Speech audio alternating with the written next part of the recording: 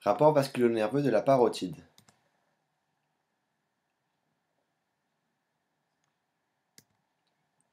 Les glandes salivaires sont des glandes exocrines destinées à la sécrétion de la salive.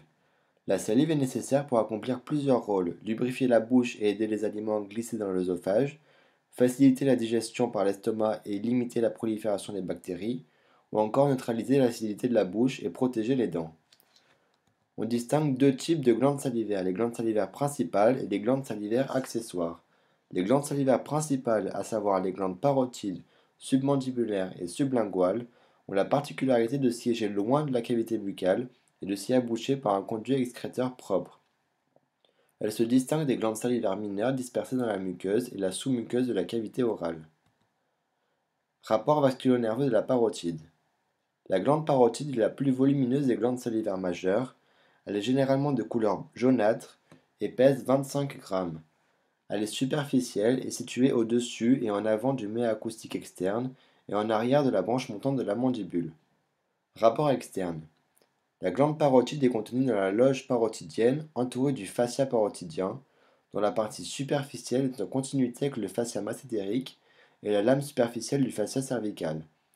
Elle est de forme pyramidale et présente un apex qui repose sur le ventre postérieur du muscle digastrique en avant de l'angle de la mandibule, une face supérieure qui répond au cartilage du méa acoustique interne et à l'articulation temporomandibulaire, une face latérale qui répond au nœud parotidien profond et qui est recouverte de la peau, une face antérieure qui est en rapport avec le bord postérieur de la branche montante de la mandibule, avec le muscle masséter, avec la face externe de l'articulation temporomandibulaire.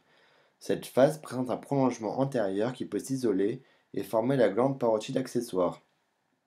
Et enfin, elle présente une face postéromédiale qui répond au processus mastoïde et styloïde de l'os temporal.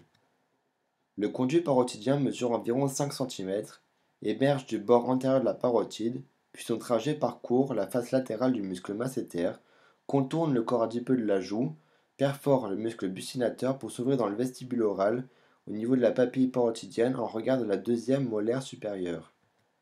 Au niveau des rapports internes, la parotide va être traversée par de nombreux vaisseaux et nerfs. Le nerf facial, septième paire de nerfs crâniens, va diviser la parotide en deux parties, un lobe superficiel et un lobe profond. Les vaisseaux sont en dedans du plexus parotidien. Les veines temporales et maxillaires vont s'unir à l'intérieur même du lobe profond de la parotide pour former la veine jugulaire externe. L'artère carotide externe est l'élément le plus médial, traversant la parotide par sa face postéromédiale. Elle abandonne au sein même de la parotide la branche auriculaire postérieure, puis se divise en artère temporale et en artère maxillaire. Les nœuds lymphatiques sont retrouvés le long de l'artère carotide externe. Concernant la vascularisation et l'innervation de la parotide, les artères nourricières vont provenir de l'artère carotide externe ou de ses branches. Les veines vont se drainer dans les veines jugulaires externes et rétromandibulaires, tandis que le liquide lymphatique se draine dans les nœuds parotidiens et de là vers les nœuds cervicaux profonds.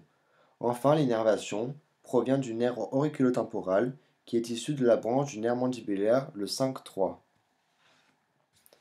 Le nerf facial, ou septième paire de nerfs crâniens, est un nerf complet, résultant de l'accolement d'un nerf moteur d'un nerf sensitif qui est le nerf intermédiaire 7 bis.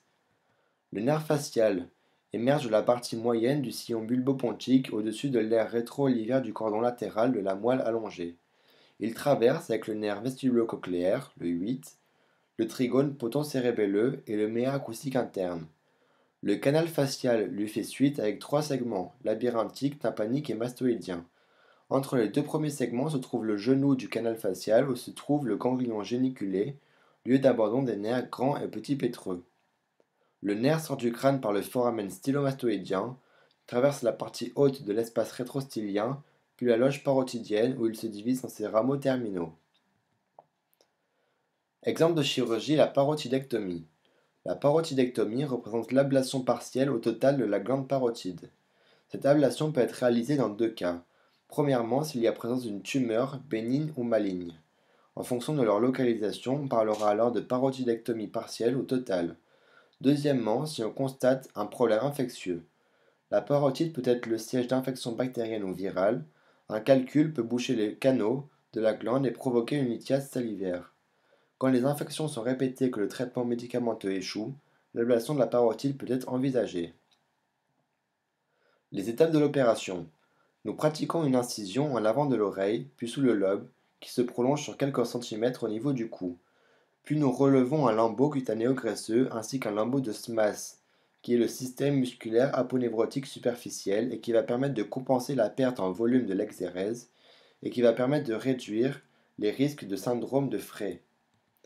La glande parotide est alors visible. La tumeur présente sur le lobe superficiel de la parotide est ensuite dégagée, puis envoyée au laboratoire d'anatomie pathologique pour déterminer si la tumeur est bénigne ou maligne afin d'adapter l'excision. Nous romperons ensuite le tragus, puis le muscle digastrique, qui va donner le point d'origine du nerf facial. Il est primordial de préserver toutes les branches du nerf facial. Nous terminons, dans ce cas présent, la parotidectomie, conduite du bas vers le haut. Puis nous contrôlons toutes les branches du nerf facial par neurostimulation. Le lambeau de SMAS est ensuite remis en place, puis pour finir, nous effectuons une fermeture plan par plan. Un drain est mis à travers la peau en fin d'intervention. Il sera enlevé quelques jours après. Un simple pansement ou une bande cervicale recouvrera la cicatrice pendant quelques jours. L'exérage chirurgical de la parotide n'est pas dénué de risques. En effet, il existe un risque de paralysie temporaire voire définitive après l'intervention, car cette glande se trouve sur le trajet du nerf facial, un nerf moteur responsable de la motricité des muscles de la face. Il faut donc éviter de le sectionner ou de l'écraser, ce qui peut arriver si le chirurgien appuie fortement avec les instruments, provoquant une légère paralysie temporaire. La récupération est rapide grâce à une rééducation appropriée. La paralysie totale d'une partie de la face est quant à elle de plus en plus rare. Pour finir, le syndrome de Frey peut survenir quelques mois après l'intervention. Les fibres nerveuses de la zone opérée se régénèrent de manière aberrante et perturbent les fonctions des glandes sudoripares. Elles deviennent alors hyperactives et provoquent un excès de sudation au niveau des tempes et autour des oreilles, au moment de la mastication par exemple. En conclusion, nous constatons que les patients opérés n'ont généralement aucune séquelle. La synthèse de salive n'est en rien perturbée car elle est compensée par les autres glandes salivaires, et cependant, cette opération reste très délicate de par la présence du nerf facial.